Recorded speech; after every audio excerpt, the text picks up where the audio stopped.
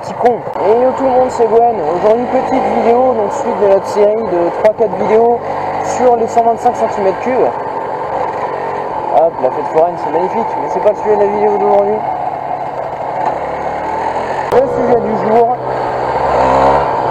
c'est donc les 5 points négatifs de ma moto, la Honda NSR R125. On commence tout de suite, hein, on attaque dans l'art, dans ce qui fait mal. Le 2 temps, c'est très bien, ça va vite, ça fait un bon bruit, c'est nerveux et tout, mais ça consomme. C'est une moto qui consomme de l'essence et de l'huile. Malheureusement, donc niveau essence, j'ai fait des tests.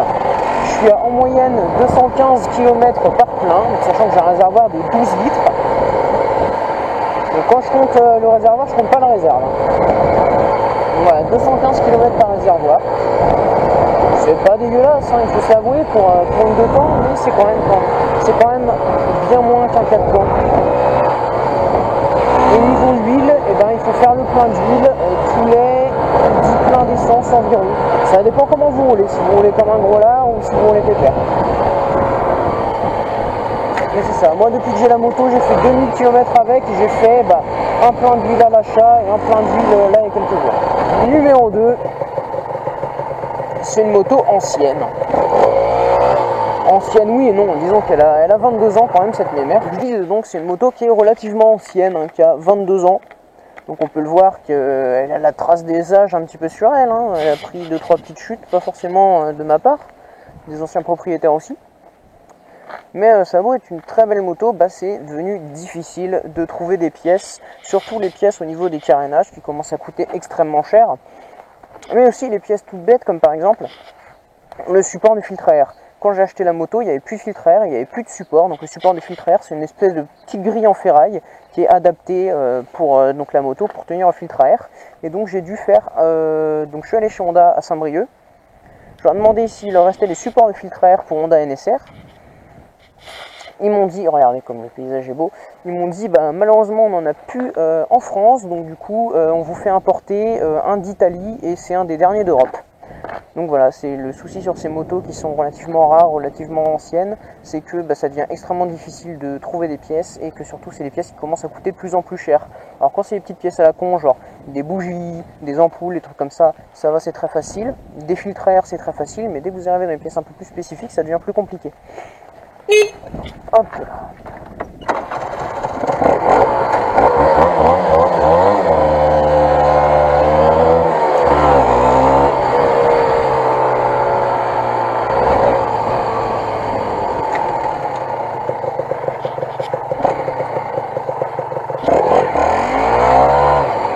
Dès que vous arrivez à des pièces un petit peu plus spécifiques, tout de suite ça devient plus compliqué, comme pour tout ce qui est les optiques de phare, les carénages, les supports de filtre à air,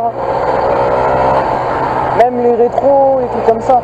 Ça commence à être des pièces relativement rares et donc relativement chères. Donc ça c'était notre deuxième point négatif. Troisième point négatif, que j'ai cité en point positif, mais ça, comme tout en fait, on a les défauts de ses qualités. Et les qualités de ses défauts, j'avais cité en point positif que c'était une 125 sportive, donc pour faire des balades, des petites routes et tout, c'est ce qu'il y a de mieux comme moto, c'est super agréable à conduire, on s'amuse bien, c'est fun et tout. Mais d'un autre côté, pour faire de la grande route, de l'autoroute, des choses comme ça, par exemple pour descendre à, je sais pas moi, dans les grandes villes depuis la Bretagne, donc par exemple aller à Rennes, à Nantes ou au Mans, et là tout de suite ça devient un peu plus compliqué. Ça devient compliqué pour plusieurs raisons. Premièrement, la sportive, ça fait mal au cul au bout de 2 heures. Malgré ses super performances, ça reste une 125.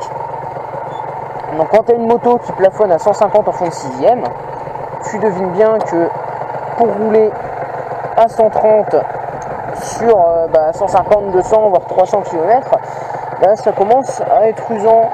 Le moteur est pas sans arrêt sollicité, mais quand même, en général, pour être à 150, je suis à 10 500, 11 000 en fond de 6ème, donc pour être à 130, je suis à 9 000 à peu quelque chose près. Donc le moteur quand même tourne fort, ce qui fait qu'on consomme plus d'essence, on consomme plus d'huile. Donc pour faire la grande route, c'est pas des motos qui sont adaptées. Si vous voulez une 125 pour faire la grande route, je peux vous conseiller de prendre une 4 temps. serez moins rapide, ce sera un peu moins fun à conduire, mais ça sera beaucoup plus pratique et économique pour vous. Vraiment, on peut synthétiser, la 125 sportive de temps, c'est pour les jours de circuit, donc les track day, et pour faire des balades. C'est vraiment une moto qui sert à ça, c'est une moto en fait de loisir, c'est pas une moto utilitaire. Numéro 4, on a beau être à l'aise dessus tout seul pour faire des balades, dès qu'on est à deux, ça devient tout de suite beaucoup plus compliqué. La selle passager, elle est relativement molle, enfin disons qu'au niveau des fesses, ça fait pas mal aux fesses, mais au niveau de la position du passager, moi je prends beaucoup ma copine derrière moi sur la moto et de temps en temps je prends quelques potes. Mais niveau passager, j'ai jamais des retours comme quoi oh, on est super à l'aise sur ta moto, c'est comme sur un coussin. Mais au contraire, parce que c'est une sportive, donc elle a des suspensions rigides, elle a une selle arrière qui est inclinée vers l'avant. Et surtout, c'est comme sur toutes les motos, quand tu mets un paquet de 60-70 kg sur l'arrière, donc une personne moyenne, on va compter, et tout de suite tu as la roue arrière qui en prend un coup. Enfin pas la roue arrière mais la suspension arrière. Donc toi, ta position sportive déjà sur ta moto où tu es quasiment plongé sur l'avant du réservoir, tu es un peu plus envoyé sur l'arrière vu que la moto est un peu rabaissée. Donc même en tant que conducteur, tu es moins à l'aise. Et puis en plus de ça, vu que c'est une moto qui a un très faible rayon de braquage,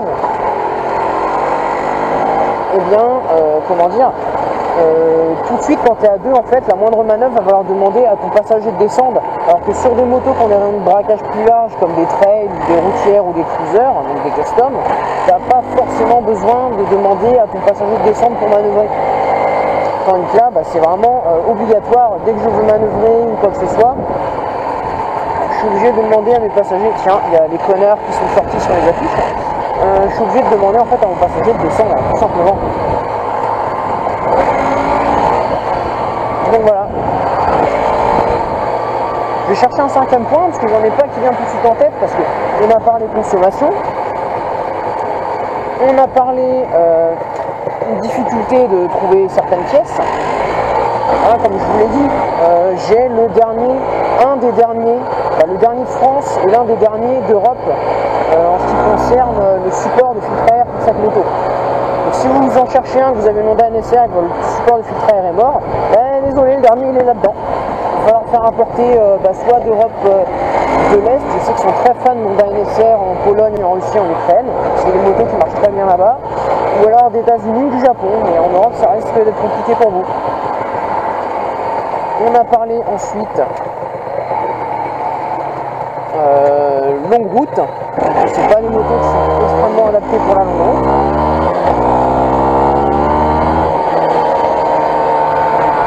Et on a aussi parlé de confort à deux sur la moto qui est loin d'être optimal.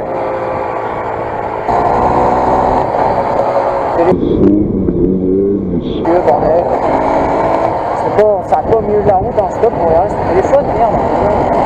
Non mais franchement, à part les 4 raisons que je viens de vous citer, je vois pas d'autres points négatifs à cette moto, franchement. Si les rétros sont un poil petits, donc c'est compliqué d'y voir derrière nous, on est obligé un peu de tourner la tête. Mais ça c'est comme sur toutes les motos en fait, c'est comme ça. Maintenant toutes les motos qu'on achète, si on laisse les rétros d'origine, on n'y voit quasiment rien, enfin sur les sportifs du moins. Donc à part vous dire les points négatifs qu'on retrouve sur toutes les autres motos, je vois pas d'autres points négatifs propres à cette moto, à part ceux que je viens de vous citer. Donc, du coup si vous voulez une 125 cm3, pas pour faire de la grande route, pour faire des petites balades à 1 ou à 2, sachant qu'à 2, les balades sont forcément plus petites qu'à 1. Que vous êtes bon mécano, que vous n'avez pas peur de manquer de pièces, et que vous n'avez pas de soucis financiers au niveau de la consommation d'essence et d'huile, franchement, foncez sur la Honda NSR, c'est vraiment une super moto. Vous avez les points positifs que je vous ai déjà cités dans la précédente vidéo, donc je ne vais pas vous les redire ici, parce que allez voir la vidéo si vous ne l'avez pas vue. Si vous voulez les points positifs de cette moto, et c'est pourquoi cette moto mérite la note de 8 sur 10 en fait, parce qu'elle a tellement de points positifs comparé à ses points négatifs que les points négatifs ne lui enlèvent que 2 points sur la note que je donne personnellement.